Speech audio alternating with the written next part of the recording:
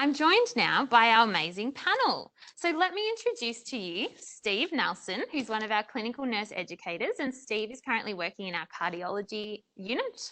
This is Andy.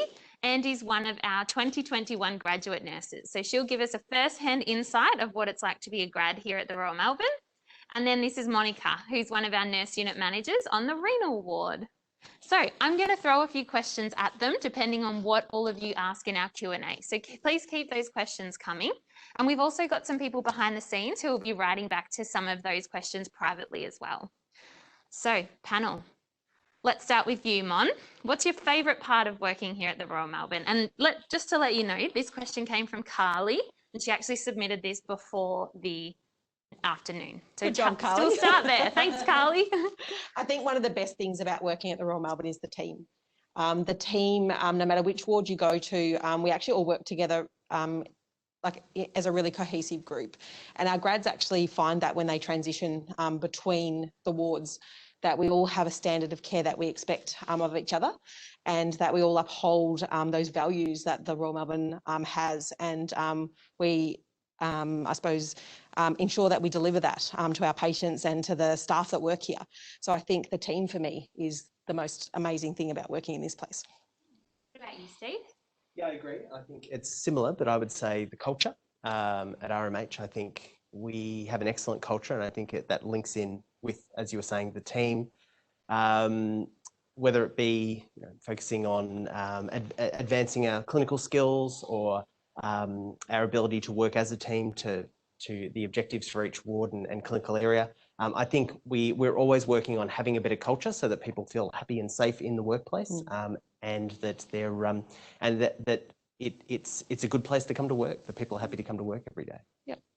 And Andy, what are your thoughts? You're new here. What's been your sort of favourite part so far? I can definitely agree with both Mon and Steve here and put it together and just say that, like, you never really feel like you're a new grad. You don't really feel like you're little here. Everyone's really cooperative and they make you really part of the team, which is just it's like a nice welcoming feeling. You never feel like, oh, I'm little and I'm new and I can't say anything. Like it's a very, very open culture and team and everything.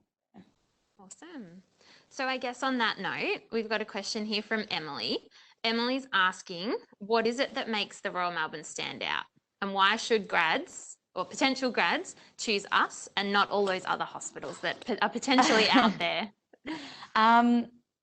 There's definitely a couple of things, and smaller things and larger things as well.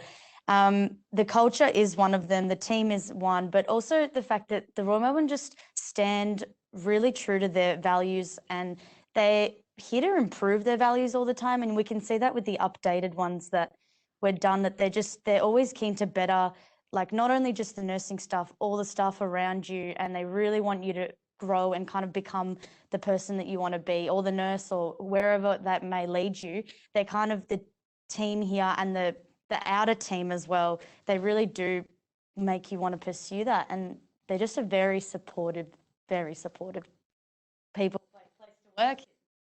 So yeah, I think it's mainly the support here is just amazing. That makes you really want to be here. Yeah. And you mentioned the values. Yeah. So we've got new values. Yes. Steve, what do those values mean to you? And what do we want them to mean to our potential future employees? Well, the values are what we try and exemplify every day in our practice. It's how we try and make ourselves better, but make the interaction with our team and our patients and their families better, and do more. And I think the important thing is not only living those values, but working to do better every day. And those values give us a roadmap to do that. People first. I mean, that's what we're here for. We're here for our patients. We're here for our staff and to support our staff. And we're here for the community at large. And we're seeing that through the COVID responses that we're currently sort of involved in. So I think that is really true to what we stand for here, and we really value the people in our community, whether we're looking after them or we're just part of the community of the Royal Melbourne. So we've got a live question here from Eliza Burrows. or Alyssa, apologies if I've pronounced that incorrectly, but she's wondering, what are the documentation and charting like here at RMH? So we've got EMR. Tell us a little bit about that, Steve.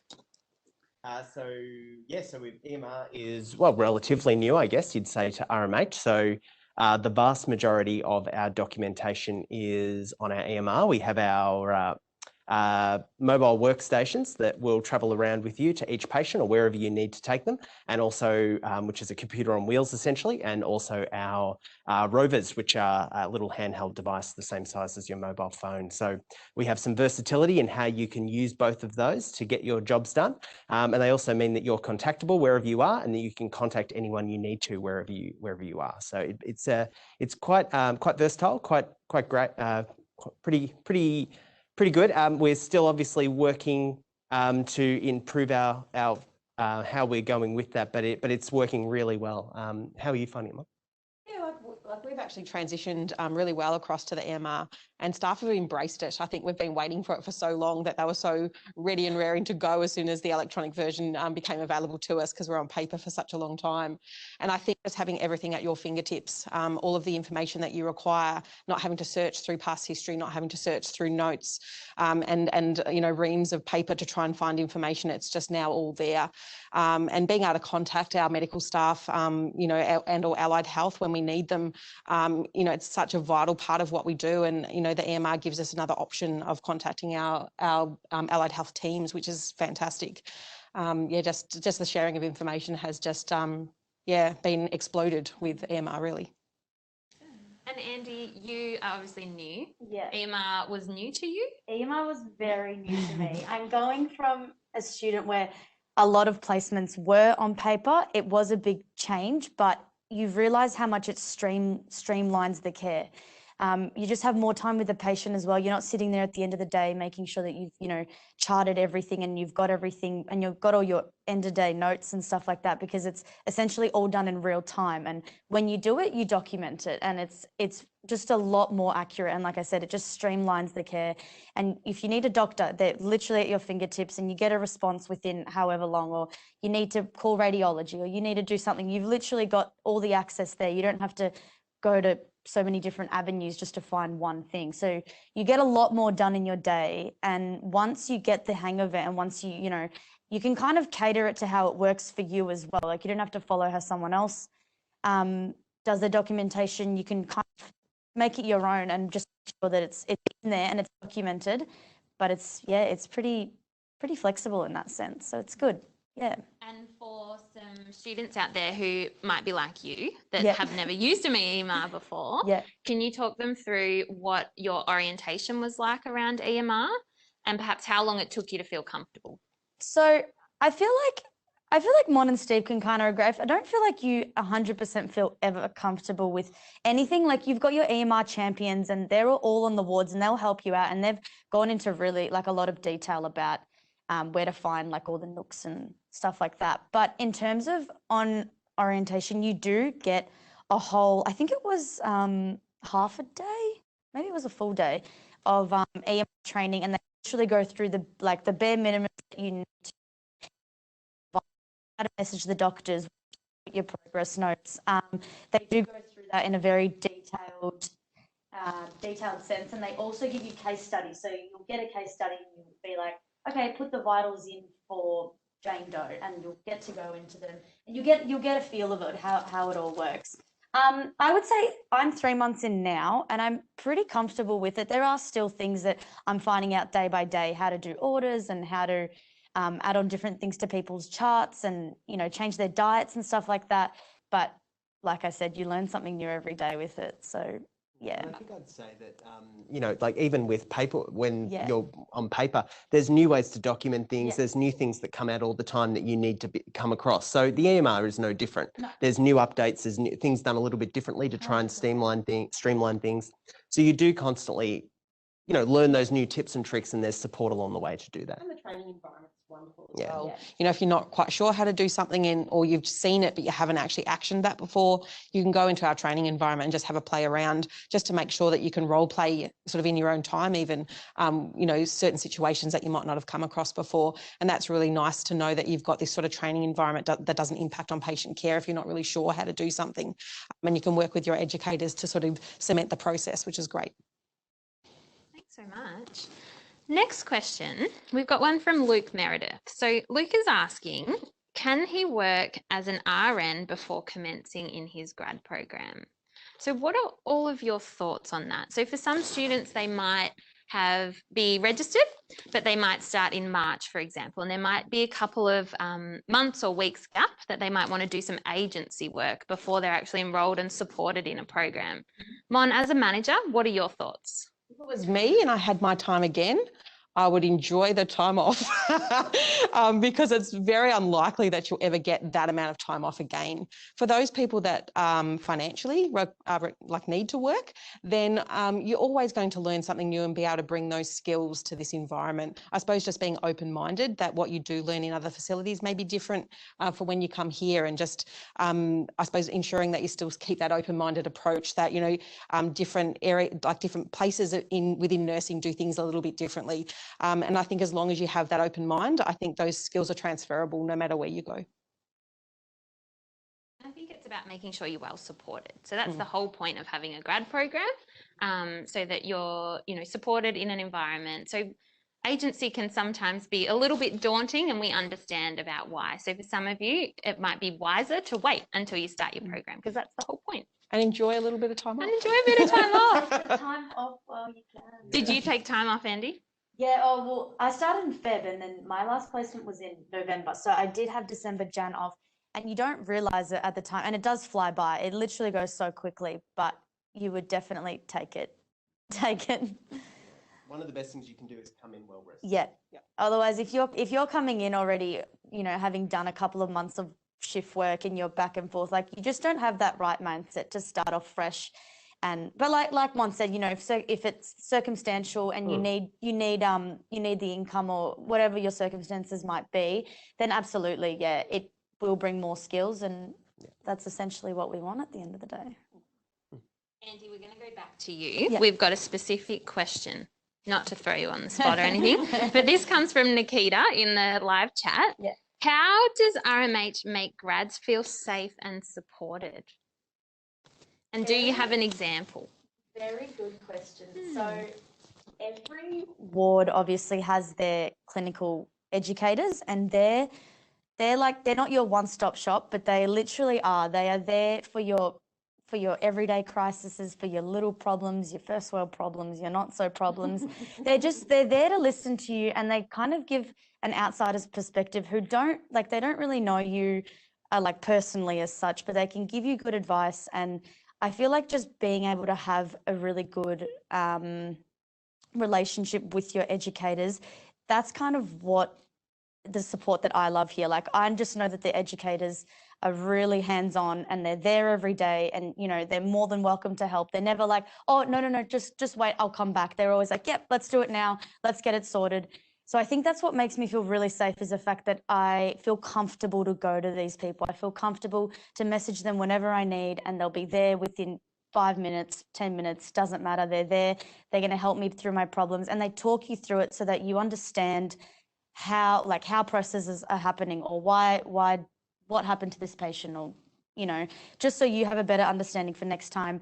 And they also allow you to debrief a little bit. And I think it just helps just to sometimes verbally sometimes helps just to say what's on your mind, and that's really all you need. So that's what makes me feel safe, just having just your educators, not even just your educators, everybody on the ward is just so welcoming, and they're just so open, and no one's really closed about anything. So just having very approachable people, I would say, at the end of the day is what makes me feel really safe here. Yeah. You talked a lot about educators, Yes. and that reminded me of a question that Jack Lamb actually sent in when he registered. And this one's for you, Steve. So he was wondering, how do the educators actually check up on the grads and ensure that they are supported in their grad year? So what does it actually look like when we talk about educator support? Yep. So you have hospital-based orientation when you first arrive, which is, like things like EMR and, basic life support and things like associated with the whole hospital, no matter where you go. But then once you go to you finish that and you go to your allocated ward, you then have ward-based orientation. And that's where the educators take over. So that ward-based orientation is usually focusing on, survival skills, things that are going to be practical and are going to help you in your first little while as you find your feet and you find your place and you work out the individual, patient population and how the ward works that you're on. The educators will also talk to you about how they can support you in that time and how they're going to work with you, work out objectives for the 6 months of your first rotation ahead of you. And then the educators are going to watch you closely, even if you don't see them. They'll be there watching you, and they'll be asking questions to the people who have been working with you. And more importantly than anything, they'll be working by your side. And then what I like to to employ is essentially I start stepping back, but I start stepping back as I see that the confidence of the grads that I'm working with and their ability and their experience is growing. So it's a graded thing. It's not like, well, you've been here a week and now I'm out, and you'll never see me again. It's relative to each grad. Also, I think Andy's comment about the debriefing, I think, is a really important thing as well. So we'll be doing a lot with you and we'll be actively working with you and finding things for you to do and things that we think will help skill you up, important experience and exposure. But also we'll be there for when you feel like you need something, you can come to us. And I think that's really an important aspect. And sometimes it's not that we have to solve a problem for you. It's just that we can talk through a situation and give you some ideas about how to approach that better next time, or how you might deal with a situation that's come up that you're not exactly sure what to do. So, there'll be ongoing education. There's ward-based competencies. There's 4 study days a year that the grad gets. So there's a lot of global support and a lot of localized support as well. Just on that, Steve, I had my interim appraisal, and your educators do, like Steve said, it might not, all eyes on you all the time, but there are little things and little suggestions that I've had that will better me as well. So you're like, oh, this workshop is coming up, maybe you should try and do this. And, I think you would really this, or I would recommend doing this, and this. And that's when you kind of see, oh, they are watching me and they do know what I like and they do take an interest in me. And I think that just makes you feel really important as well. Like, yeah, they have so many grads to look after, but it makes you feel like such an individual yourself that, oh, okay, you know what, Steve is actually watching me and he knows what I like and he knows where I want to go. And it's nice to have someone that does really support you in where you want to go. So, yeah. Grace actually made a really good point. We never told anybody where your rotation actually is at the moment.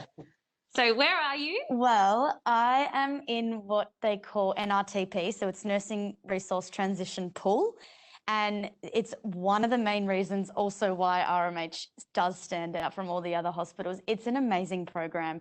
So you basically get, there's like a group of us, you get your 2 rotations and it's counted as 1 rotation.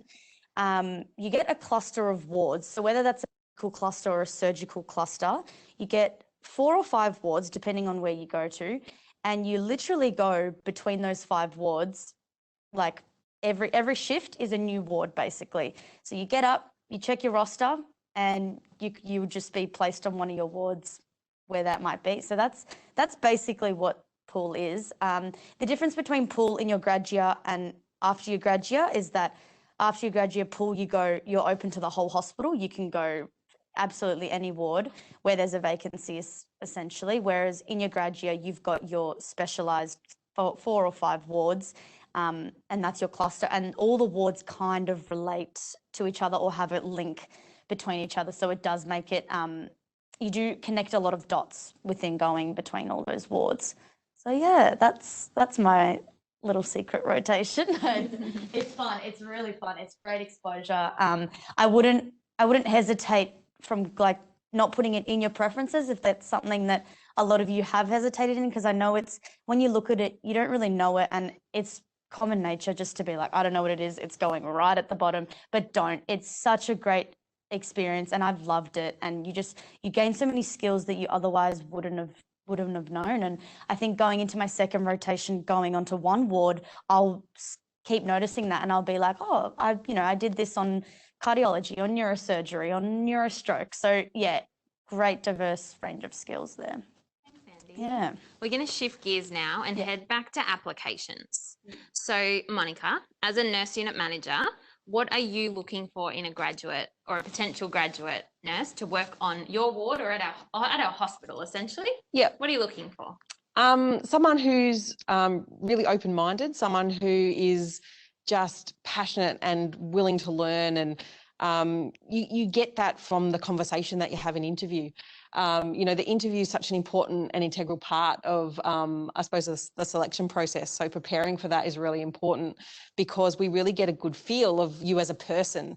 And at the end of the day, we want the right people in our organisation. So we want people that fit with us and that feel right with us and have the same sort of values, and you gather that from just general discussion. So for me, I'm looking for a person that will fit in with my team and that is open to learning and really passionate about nursing and wanting to deliver the best of care to the patients that we look after every day.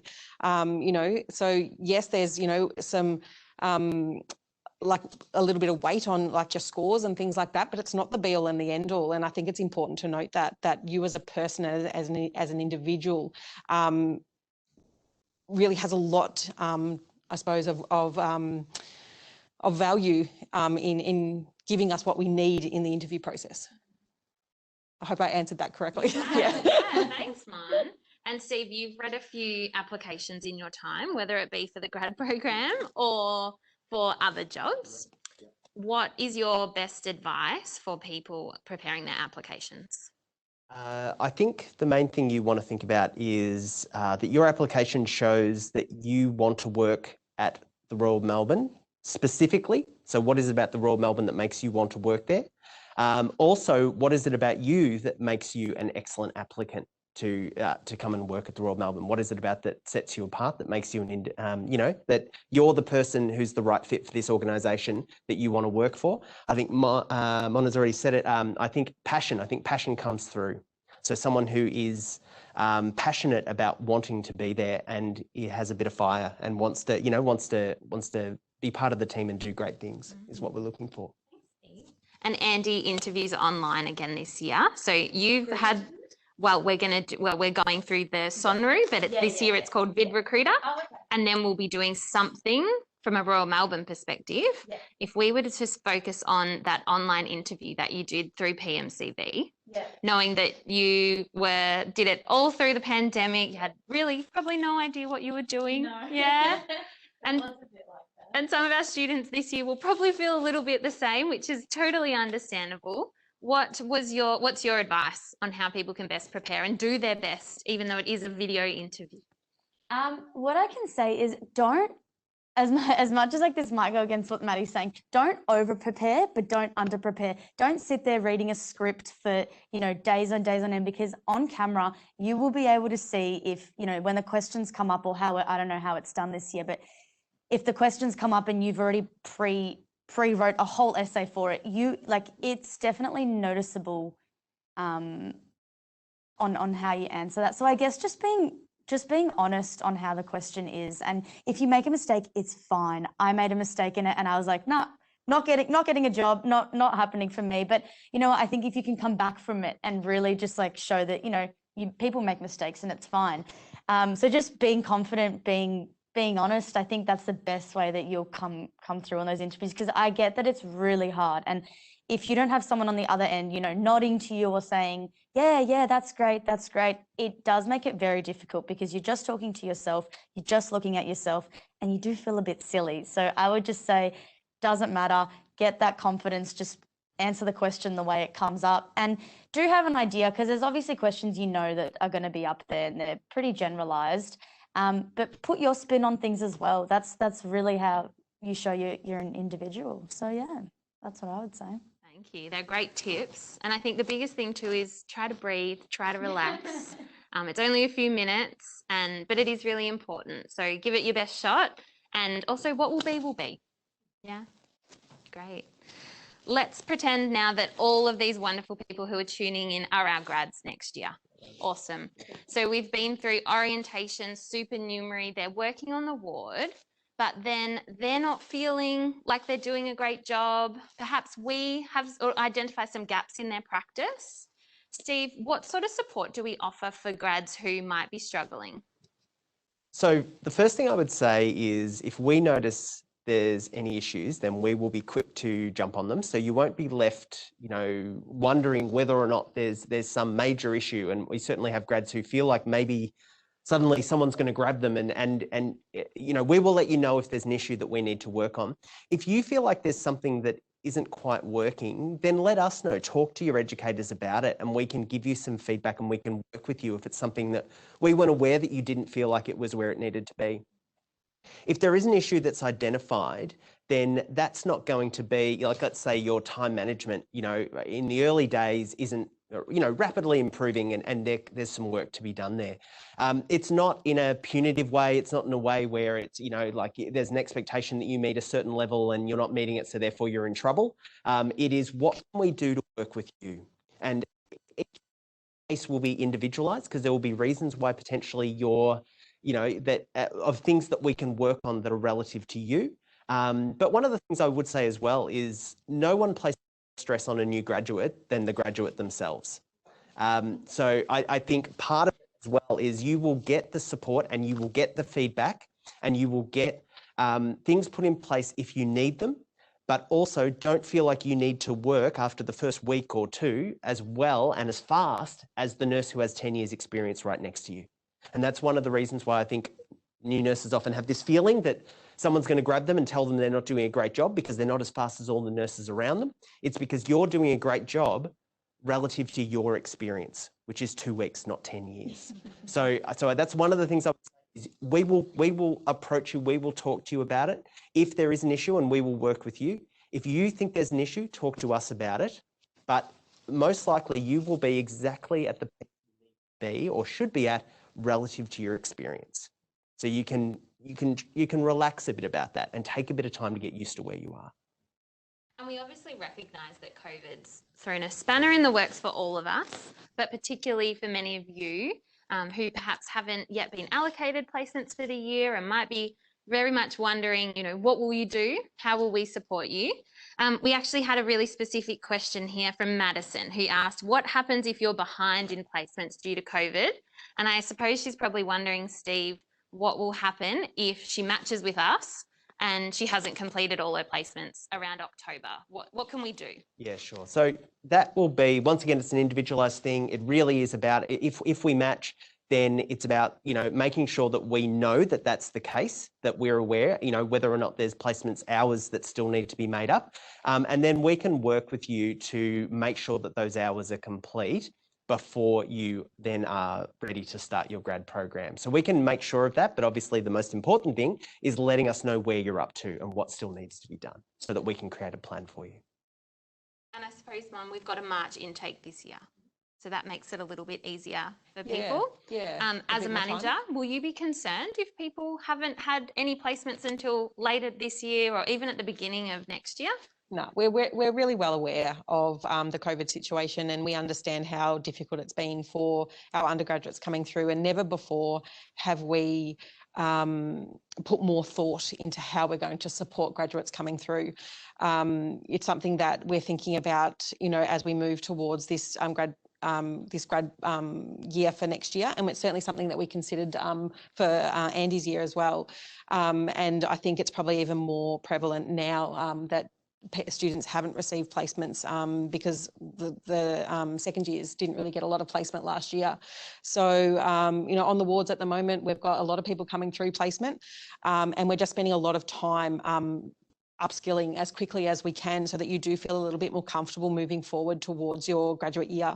So I think you just need to rest assured that we are understanding, we know, and that we will put everything into those clinical skills to get you to where you need to be. We actually had a few questions come through pre the event that we're asking about after the graduate nurse program. So I know that we've also already covered some of those in the presentation, but can we touch on a little bit around, you know, some grads that might be looking to specialise after their grad year? What does that look like, and how do we support that? Steve? Yeah, so there obviously it depends, you know, some people will finish the grad year and have a plan of exactly where they want to go and what they want to do and where they want to work and how long it'll take them to be, you know, running the hospital. Whereas other people may not have a plan and may not have a clear direction. So it'll then be, you know, we offer ongoing education for different wards and different expertise, depending on what you're interested in. If you know what you want to do or you're trying to find what you're interested in. We have postgraduate specialisation throughout many of the different clinical specialties and wards. We have the mental blank now. Help me out. Yes, our new RISE program. Yes, that's what I was trying to think of. So we have a new RISE program, which is for every ward. So for a, you know, like an introductory program to individual clinical areas to give people a taste and upskill in those areas. So there's a lot of different programs that you can move into depending on what your plan is or what you're looking for.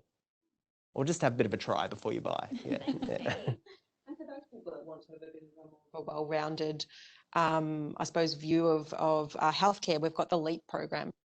So the LEAP program has been fantastic for, I've got 2 candidates actually on my ward at the moment who are learning about, you know, how to analyse data and look for change and where there's gaps in practice. And they're doing that as a year after their graduate year. And I think it's an amazing opportunity for young staff to get involved in change process and things like that. And the Royal Melbourne offers this program for our junior nurses, which is amazing. So not only do you have the specialty nursing spaces like the RISE program, but you also have a sort of a wider spread a viewpoint of developing education, which is the LEAP program, which is great. Thanks, Mon. And we've obviously mentioned that there are lots of different avenues, but Olivia's also written in via the Q&A and has asked, you know, she might not actually know where she wants to specialise and what she might want to do. And so what are the options available? And I suppose the options available are somewhere like a ward. And most of our grads will actually go to NRTP because that's what they want to do and they want to explore, or some might even join Casual Bank. So Andy, what would you recommend around NRTP for a grad at the end of their grad year? I know you're not there yet, but do you think it would be a wise move? 100%. If you don't want to stick yourself to one ward and you think the 2 rotations that you've done in your grad year you haven't particularly loved, or not that you haven't loved, it's just not your niche, that's fine. I would recommend Pool 100%. You're within the hospital. You just get to get a taste of everything, really. And then, you know, you go to some wards again and again and again, and you really just allows you to be like, no, I don't want. Definitely somewhere avenue that I do want to go. Yeah, I would 100% recommend it. Couldn't recommend it more. Well, that probably brings us to the end of our Q&A, but I'm going to go through and ask each of you any final words of advice for all of our lovely candidates that are tuning in today. Steve? Yeah, I would just say I think we've said a lot. But I think more than anything is just relax. Just, you know, follow the instructions that you're given. Yeah, I know it's a stressful time to sort of be doing all of this and making all of these big decisions. But you know, we want this to be a smooth and easy process for you as well. So just take a breath, relax, go through the process, and good luck. 100%. Couldn't agree more with Steve on that. I'd just say, just be confident. I know, and I get, like, recently graduating and doing your assignments and doing this process is a lot, and I can appreciate that it does take a lot of time and effort, but just take it day by day. We've got the time now, so I would just say relax. And really, if you have any questions, like, don't hesitate to ask any of the contacts that you guys have been given. I can assure you that the team here is so onto that. You'll get an email within however long, or you'll get a call back. And I think that's just really reassuring to you as well. If you have any last minute questions before you put your applications in, that Maddie and the rest of the team are there to answer them. Yeah. And I suppose all of our hospitals have a fit. and we really hope that you fit what we stand for, and can't wait to meet you guys next year. So yeah, get your applications in. Well, thank you so much. A big round of applause, virtual round of applause for our amazing panel. Thank you very much for joining us. Well, thank you so, so much. I want to take this opportunity to say a massive thank you to each of you for taking the time out of your day, particularly with everything that's going on in the world right now. We also know that this is a really busy and stressful time with placements, assignments, and, you know, the application process is coming up, so it can be a little bit stressful, but we're here for you. I've got an amazing team that you've met today. We've got an amazing team here at the Royal Melbourne Hospital, and a massive thank you to each of them, my coordinators, our director, and of course our tech team who are behind the scenes, who you can't actually see. But if you do jump on our social medias, you'll see a little behind the scenes shot as well of the big production we've got going on. So any questions, hopefully our email is out there. Well, it should be out there. It's on our website. It's right there on your screen. It's in our handbook. So send us an email. We're very happy to work through your individual circumstances with you, particularly if that you're really impacted by COVID. Let us know. We'll help you. There's also a mobile number there that will give you direct access to one of our team to ask any questions as well. And that's our graduate mobile. So give us a call. Big thank you. We look forward to meeting you soon and wishing you all the very, very, very best with what's to come. And we really hope that one day or next year, you'll be one of our Royal Melbourne Hospital grads as well. Thanks for joining us.